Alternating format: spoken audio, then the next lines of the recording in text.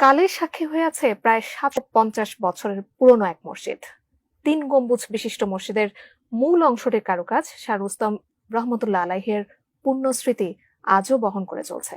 মানিকগঞ্জের হরিরামপুর উপজেলা থেকে ২২ কিলোমিটার উত্তর পশ্চিমে বাল্লা ইউনিয়নের মাচাইন গ্রামে অবস্থিত ঐতিহ্যবাহী মসজিদ। মসজিদটির ইতিহাস আর ঐতিহ্যের কথা জানাচ্ছেন মানিকগঞ্জ প্রতিনিধি মোহাম্মদ সুজন খন্দকারের পাঠানো তথ্যচিত্রে সহকর্মী সাইমন প্রভা।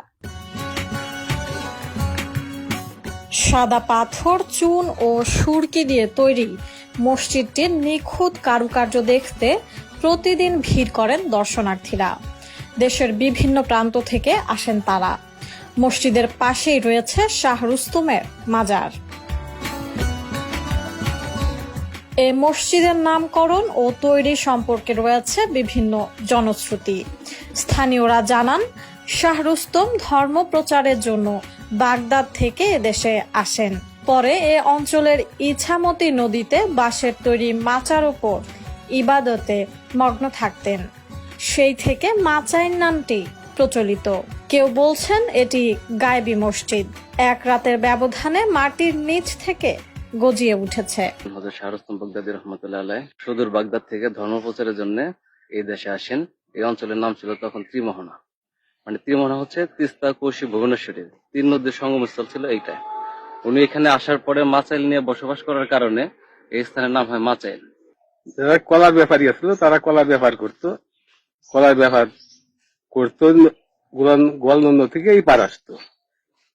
ঝড়ের ভিত্তিতে তারা পড়ছিল, পড়ার পরে তারা মানতে করছিল যে যদি আমাদের নৌকা যদি বাঁচছে তাহলে আমরা নিজের একটা আলাদা ওরস করবো। তো ওনাদের নৌকাটা ডুবা নৌকা কিনারে চলে এলো। চলে আসার পরে তারপরে ওনারা 10-15 বছর তারা নিজেরা একটা আলাদা ওরস করতো, এই কলার ব্যাপারটা শুধু, আর কেউ না। আবার কেউ কেউ বলছেন তৎকালীন সুলতান সালাউদ্দিন শাহ নৌকা নিয়ে যাওয়ার পথে তার নৌকায় আগুনের অভাব দেখা দিলে তিনি দূর থেকে দেখতে পান এই স্থানে আগুন জ্বলছে। এই আগুন নিয়ে আসার জন্য তিনি তার পেয়াদাদেরকে পাঠালে তারা এসে দেখতে পান একটি অবিশ্বাস্য কাণ্ড। একজন ধার্মিক মানুষ বাঁশের মাচার উপর বসে ইবাদত করছেন, আর তার দুই পাশে দুটি বড় আকৃতির বাঘ দাঁড়িয়ে তাকে পাহারা দিচ্ছে। এমন অলৌকিক দৃশ্য দেখে পেয়াদারা ভয় পেয়ে সুলতান শাহ সালাউদ্দিনকে জানান। তিনি এসে দেখেন একজন মানুষ ইবাদত করছেন। পরে এই ইবাদতে মুগ্ধ হয়ে তিনি একটি মানত করেন।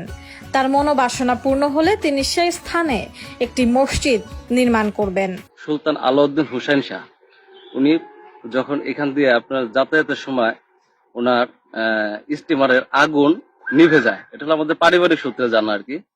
আগুন নিভে যাওয়াতে উনি দূর থেকে দেখতে পায় এখানে আগুন জ্বলতেছে। তো উনি আর ছোট নৌকা যোগে আপনার ওনার পেয়াদা যারা আসলে তাদের দিয়ে পাঠাই দেয় আর কি, যে ওইখান থেকে আগুন নিয়ে আসো।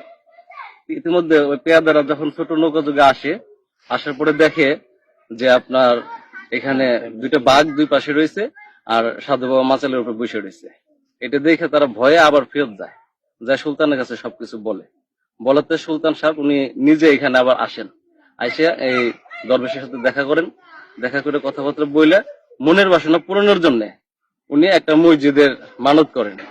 পরবর্তীতে ওনার সে আশা পূরণ হওয়াতে 1501 খ্রিস্টাব্দে আমাদের মানিকগঞ্জ জেলার যে ইতিহাস বই লিখছেন জেলা প্রশাসক SD সাইফুদ্দিন আহমেদ, ওই বইয়ের মধ্যে উল্লেখ আছে 1501 খ্রিস্টাব্দে এই মসজিদ নির্মাণ করা হয়েছে। এমন শত শত জনশ্রুতি প্রচলিত আছে এই মসজিদকে ঘিরে। শিলালিপি ও প্রত্নতত্ত্ব অধিদপ্তরের সূত্র অনুযায়ী 1501 সালে তৎকালীন সুলতান আলাউদ্দিন হোসেন শাহর রাজত্বকালে সেনারা নদী পথে এদিক দিয়ে যাতায়াত করার সময় শাহ রুস্তমকে এ অঞ্চলের নাম জিজ্ঞাসা করেন। তবে তিনি সেনাদের কথা ঠিকমতো বুঝতে না পেরে তার জবাব দেন মাচান। তখন থেকেই এই অঞ্চলের নাম মাচান এবং পরে মাচাইন নাম পরিচিতি লাভ করে। পাথর ছিল, ওই পাথরটার নাম শুনছি শিলালিপি। সে পাথরটা এখন দেখা যায় না, সে পাথরটা কই আছে তাও বলা যায় না। ওরা বলে অনেক মূল্যবান পাথর ছিল।